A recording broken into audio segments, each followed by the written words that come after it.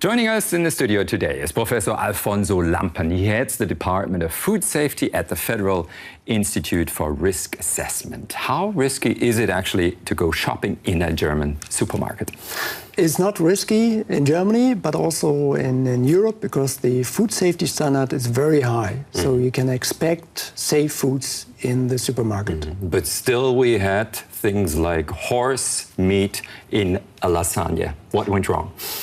The producers, this is a really consumer fraud, I think. Then, because normally we have in lasagna the meat we expect, but you see at this example that the food control is very important, and food control should be able to use DNA tests systems to detect the right DNA. And with these new DNA tests we've just heard about in the report, could you actually detect everything that shouldn't be in this product? Qualitatively, you can detect almost everything, but it has some pitfalls because it takes a little bit more time. In the report, as said in the report, I think actually you need about 1 week for the result. So you need more time. And this is, I think, not actually not the solution, but the vision is very good. Yeah, so but that means for us consumers, we usually just find out that last week we ate something which might have been poison. That can't be the way.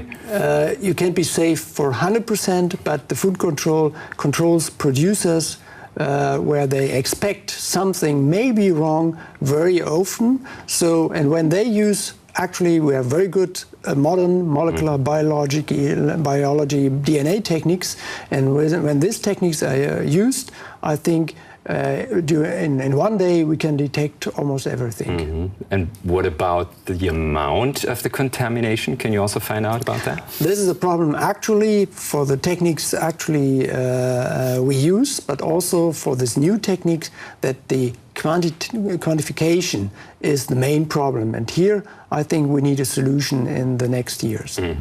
Now, at the end of next year, actually all the food producers will have to show and declare exactly all the contents on the package. Will that bring more transparency and also more honesty into food business?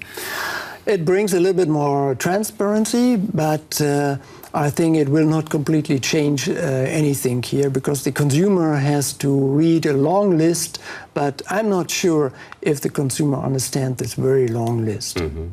And what does the consumer actually want? Just he wants to find out whether there is a risk for the health, right?